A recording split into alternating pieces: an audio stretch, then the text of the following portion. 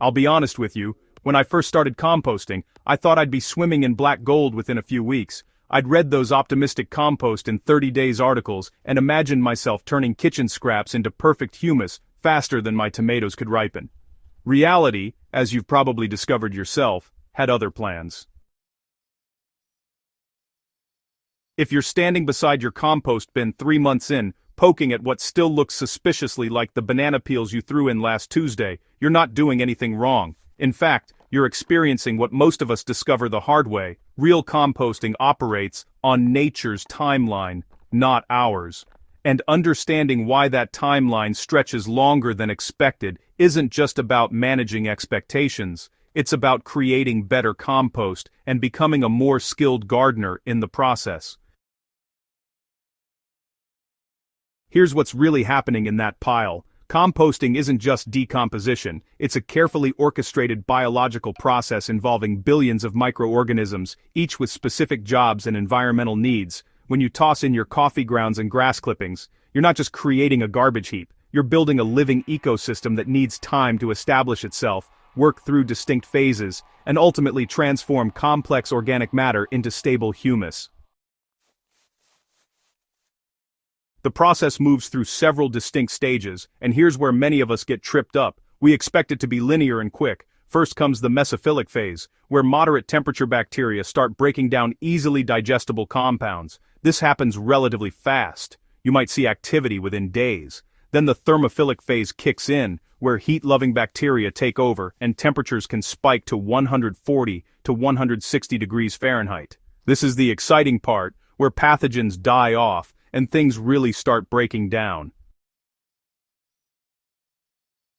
But after that heat subsides comes the cooling and curing phase, and, honestly, this is where patience becomes your most important gardening tool. During this extended period, which can last several months, fungi move in to break down the tougher materials like lignin and cellulose.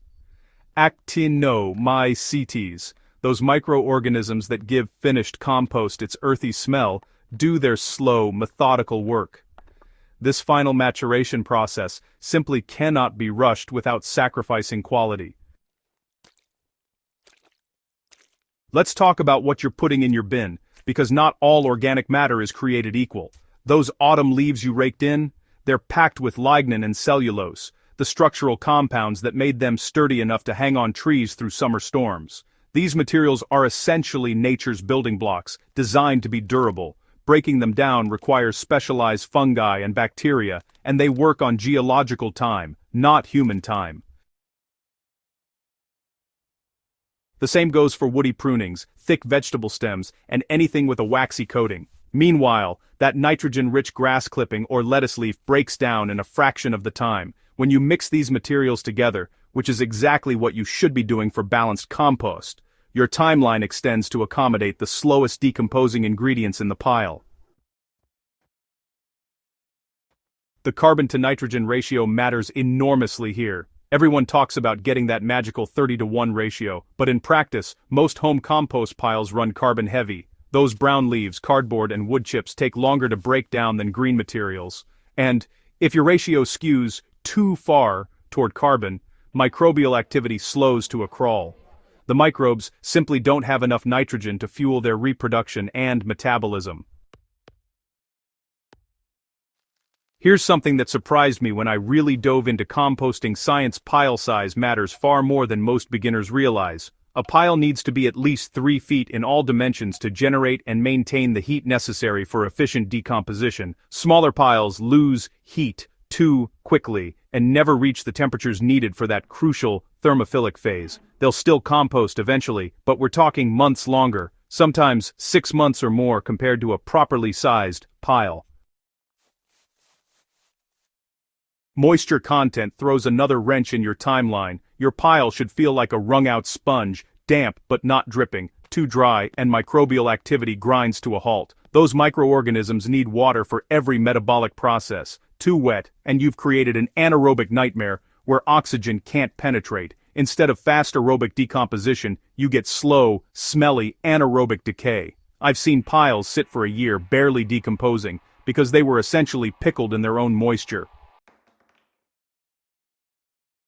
Oxygen availability ties directly to turning frequency. Yes, turning is work, but honestly, it's the difference between compost in 4 months and compost in 14 months. When you turn your pile, you're reintroducing oxygen that microbes have depleted, mixing partially decomposed material with fresher material, and redistributing moisture and heat. A pile that's never turned will eventually compost, but it relies entirely on passive aeration, and that's a slow process. Something most composting guides kinda gloss over is that the season you start matters tremendously. If you begin composting in October, your microbial activity is about to slam into winter's wall. Those microorganisms don't die, they just become dramatically less active when temperatures drop. Decomposition doesn't stop entirely in winter, but it slows to maybe 10 or 20% of summer rates. This means a pile started in autumn essentially pauses for several months. You might add material all winter, but honestly, you're really just stockpiling for spring when warming temperatures reactivate your microbial workforce. A pile started in May, by contrast, moves through its phases during peak biological activity and can finish by September. Understanding this seasonal rhythm helps you plan realistically and avoid the frustration of checking your winter pile daily and wondering why nothing's happening. So, what's a realistic timeline for a well-managed, properly sized pile with good ratios, regular turning, and, favorable conditions? You're looking at 3 to 6 months at minimum, but, more realistically, you should expect 6 to 9 months for finished, fully cured compost. If you're running a smaller bin, turning infrequently, or composting during cooler months, you'll want to extend that to 12 months or even more. And here's the crucial distinction. There's a difference between broken down compost and finished humus. You might have material that looks decomposed in about 4 months. It's brown, crumbly, and pretty much unrecognizable. But honestly, that's not yet humus. True humus formation, that stable, complex organic matter that benefits your soil for years, needs some extra curing time. This is when those complex humic substances form, when the compost really stabilizes, and when any remaining phytotoxic compounds break down. Rushing compost into your garden before this curing completes can actually harm plant growth. The good news? Well, once you accept these timelines, you can actually plan accordingly. Start multiple piles or bins in rotation. When one is curing, another is in active decomposition, and a third is receiving fresh materials. This system, honestly, ensures you always have finished compost available without trying to rush any individual batch.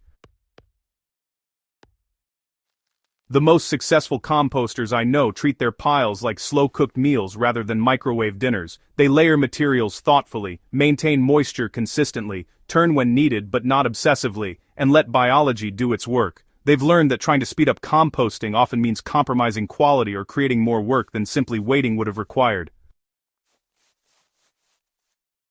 Your compost will be ready when it's ready. You'll know because it will smell earthy, not rotten. It will be dark and crumbly. The original materials will be unrecognizable. It will feel cool to the touch, and when you run your hands through it, you'll feel the transformation. Leaves and scraps turned into something that looks and feels like the richest forest soil. That transformation is worth waiting for, because what you're creating isn't just compost, it's the foundation of soil health, the slow-release fertilizer your plants crave, and the carbon-storing amendment that improves your garden year after year. Some things simply can't be rushed. If this article helped you understand your compost timeline better, do me a favor. Subscribe to Grow with Soil for more real-world gardening wisdom, and share this with a fellow gardener who's been anxiously checking their compost bin. Let's build better soil together, one patient pile at a time.